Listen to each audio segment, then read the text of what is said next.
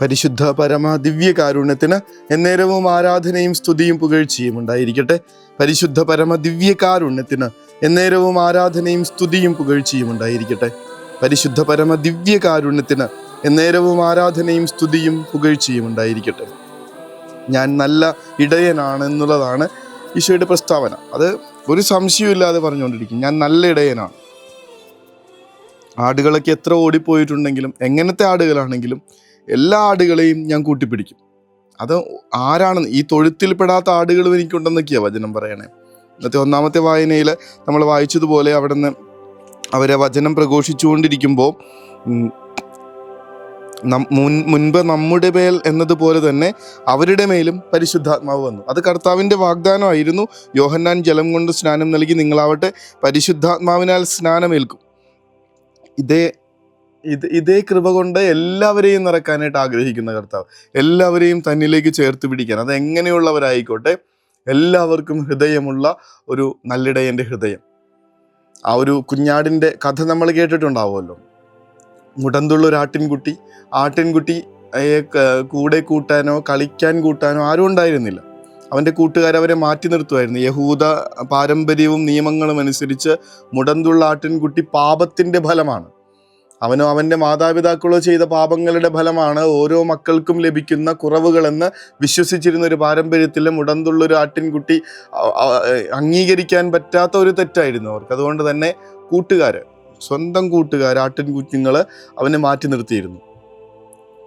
പുസ്തകത്തിൽ വായിച്ചത് കണക്ക് ഇങ്ങനെ നാവുകളിൽ, അധരങ്ങളിൽ, സങ്കീർത്തനങ്ങളിൽ പാടി വന്ന ഹെബ്രായ ബാലികമാർ എല്ലാ ആട്ടിൻകുഞ്ഞുങ്ങളെയും കളിക്കാനെടുക്കുമ്പോൾ ഈ ആട്ടിൻകുട്ടിയെ മാത്രം മാറ്റി നിർത്തി. നമുക്കത് മനസ്സിലാവില്ല. കാരണം എന്തെങ്കിലും കുറവുണ്ടെങ്കിൽ നമ്മൾ ഉടനെ അതിനെ എടുത്ത് കെട്ടി അതിനെ പരിചരിക്കുന്ന കാഴ്ചയാണ് നമ്മുടെ നാട്ടിലൊക്കെ കാണുന്നത്. പക്ഷെ പറഞ്ഞില്ലേ, ഈ മുടന്തുള്ളതിന് ഒക്കെ പാപമാണ് കാരണമെന്ന് വിശ്വസിച്ചിരുന്നൊരിടത്ത് അവരവനെ മാറ്റി നിർത്തിയിരുന്നു, വേണ്ടാന്ന് വെച്ചിരുന്നു.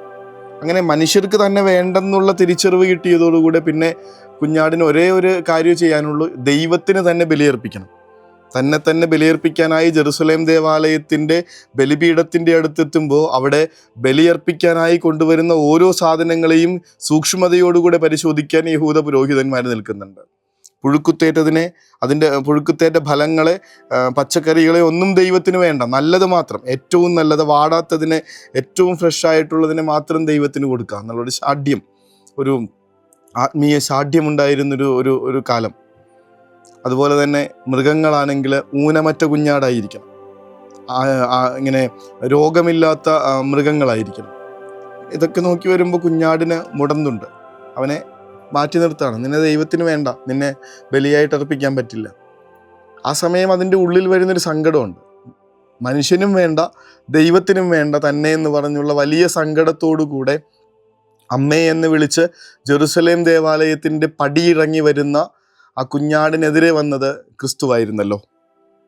അവൻ ആ കുഞ്ഞാടിനെ സ്നേഹത്തോടുകൂടെ എടുത്ത് നെഞ്ചോട് ചേർത്ത് പിടിച്ച് അവൻ്റെ മൂർധാവിലൊരു മുത്തവും കൊടുത്തു നിൽക്കുന്ന ചിത്രമാണ് നല്ലിടയൻ്റെ ചിത്രം എന്ന് ബോബിയച്ചിൻ്റെ ഒരു പുസ്തകത്തിൽ വായിച്ചായിരുന്നു. ഇങ്ങനെ എല്ലാറ്റിനെയും സ്വീകരിക്കാൻ തുറന്നിട്ടിരിക്കുന്ന ഹൃദയമുള്ള കർത്താവിനെ നമ്മൾ കാണും. എല്ലാവർക്കും ആ ഹൃദയത്തിലേക്ക് സ്ഥാനമുണ്ട്. കർത്താവ് അത് തന്നെ ഓർമ്മിപ്പിക്കണം. ഇന്നത്തെ സുവിശേഷത്തിൽ അത് തന്നെയാണ് കർത്താവ് നമ്മളോട് പറയുന്നത്. ഈ തൊഴുത്തിൽപ്പെടാത്ത അനേകം ആടുകളും എനിക്കുണ്ട്, അവയെയും ഞാൻ കൊണ്ടുവരേണ്ടിയിരിക്കുന്നു. അവ എൻ്റെ സ്വരം ശ്രവിക്കും. അങ്ങനെ ഒരാട്ടിൻപറ്റവും ഒരിടയനുമാകും. തിരിച്ചെടുക്കുന്നതിന് വേണ്ടി ഞാൻ ജീവൻ അർപ്പിക്കുന്നതിനാൽ പിതാവ് എന്നെ സ്നേഹിക്കുന്നു. ഇങ്ങനെ കർത്താവ് ജീവൻ കൊടുക്കുന്നത് ഈ ആടുകളെ തിരിച്ചു പിടിക്കാൻ വേണ്ടിയിട്ടാണെന്ന് പറയുന്നത്. അതായത് കുരിശിൽ ഞാൻ മരിച്ചത് എല്ലാവരെയും രക്ഷിക്കാൻ വേണ്ടിയിട്ടാണ്. പാപികളായിക്കോട്ടെ, പുണ്യാളന്മാരായിക്കോട്ടെ, നല്ല ജീവിതം ജീവിക്കുന്നവരായിക്കോട്ടെ, മോശപ്പെട്ടവരായിക്കോട്ടെ, കെട്ടുപോയവരായിക്കോട്ടെ, ഇവരെയൊക്കെ തിരിച്ചു പിടിക്കാൻ വേണ്ടിയിട്ടായിരുന്നു കുരിശുമരണം. അത്രയ്ക്ക് എല്ലാവരെയും സ്നേഹിക്കുന്ന പാപികളെ മാനസാന്തരത്തിലേക്ക് ക്ഷണിക്കാനാണ് ഞാൻ സ്വർഗം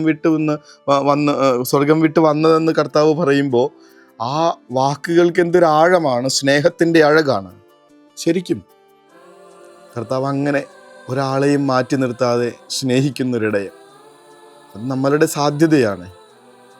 നമ്മളിങ്ങനെ സ്നേഹിക്കപ്പെടുമ്പോൾ കൂടെയുള്ളവരുടെ കുറവുകൾ കണ്ടും അവരുടെ ഇല്ലായ്മ കണ്ടും അവരെ മാറ്റി നിർത്താതിരിക്കുക എന്നുള്ളൊരു ഓർമ്മപ്പെടുത്തൽ കൂടെയുണ്ട്. കാരണം അവൻ എൻ്റെ നല്ലിടയനാണെങ്കിൽ ഞാൻ കൂടെയുള്ളവരുടെ നല്ലിടയനായിട്ട് മാറേണ്ട ഒരാളല്ലേ?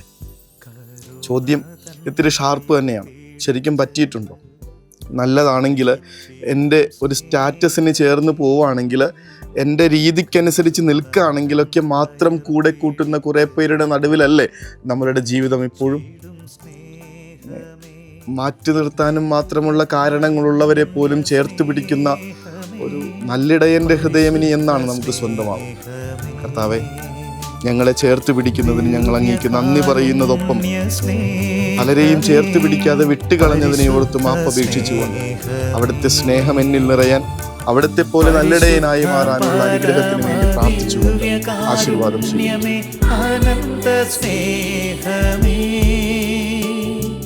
പരിശുദ്ധ പരമദിവ്യകാരുണ്യമേ, അനന്ത സ്നേഹമേ,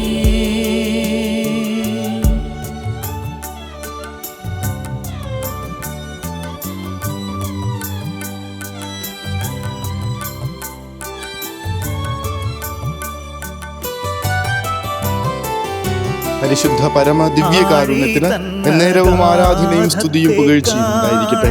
പരിശുദ്ധ പരമ ദിവ്യകാരുണ്യത്തിന് എന്നേരവും ആരാധനയും സ്തുതിയും പുകഴ്ചയും ഉണ്ടായിരിക്കട്ടെ. പരിശുദ്ധ പരമ ദിവ്യകാരുണ്യത്തിന് എന്നേരവും ആരാധനയും സ്തുതിയും പുകഴ്ചയും ഉണ്ടായിരിക്കട്ടെ.